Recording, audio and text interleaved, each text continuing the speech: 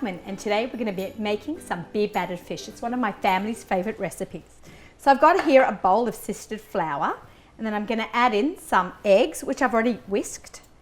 We're going to slowly whisk the flour and the eggs together. As we do that, see how nicely it comes together, and a whisk, a nice balloon whisk that I'm using, really helps it come together nicely.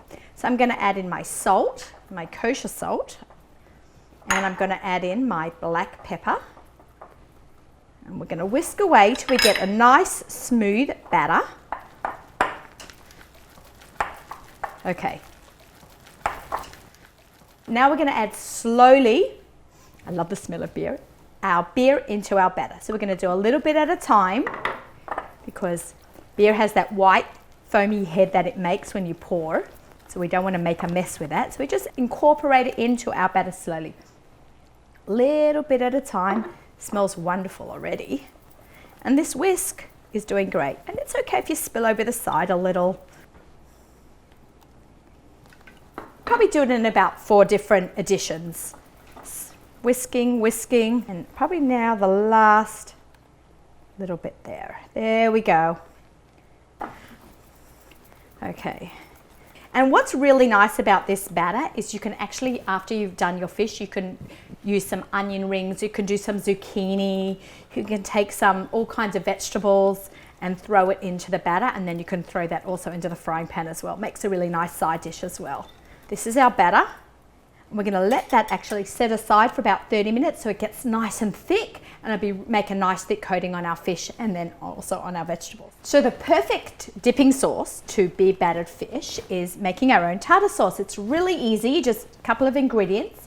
We've got some mayonnaise and some relish and mustard. Phenomenal. And of course apple cider. You can also use white wine vinegar.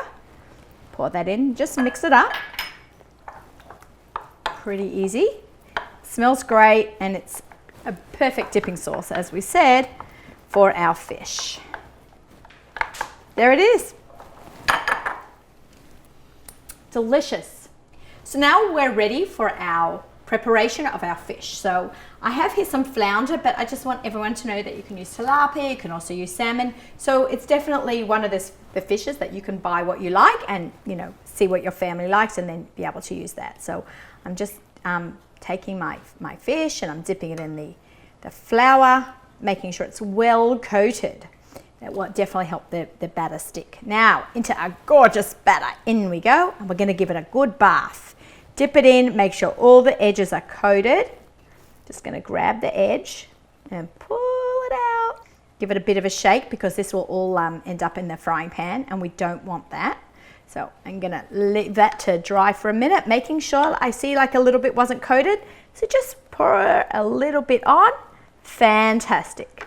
I grew up in a country, I grew up in Australia where we ate a lot of fish. Okay, shake it off. The flour, our last dunk in the beer bath, and then shake that off. And here now you would do, if you would want, you would do all your veggies. And we're just going to let that sit there for a minute, and we're going to go warm up our oil, and we're going to start cooking these up. So I'm using some canola oil, and I'm using an oil thermometer to make sure I get to that magic number of 350 to 360. You don't want it to be hotter than that. If it's less than 350, 360, that's how you get soggy food. And if it's higher than 370, you'll get burnt food. So you want to use the oil thermometer to make sure that you get the perfect oil temperature.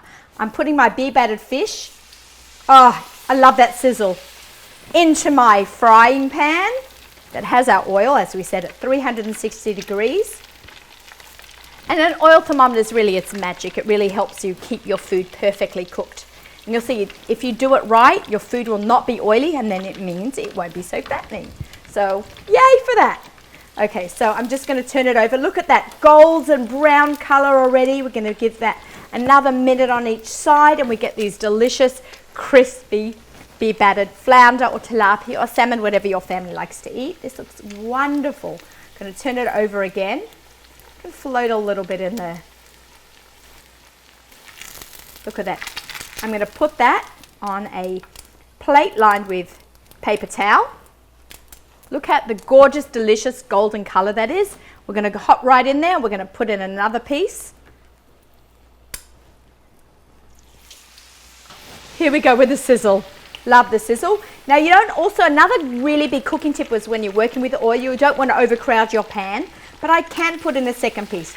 Overcrowding the pan lowers the oil temperature and then you get the soggy food again. So we're back up to making sure our oil is always at the right temperature. Every couple of pieces I will go back in there with my oil thermometer and check it.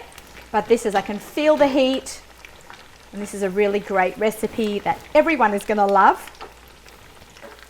So how do I know if my fish is done?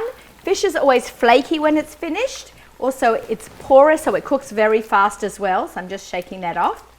And then you can take a fork and always check to see if it's nice and flaky in the middle. But beer-battered fish cooks up really fast. Look at that. Turning it over, just grabbing it out. And once you see the batter is cooked and golden brown, you know that your fish is going to be well done too.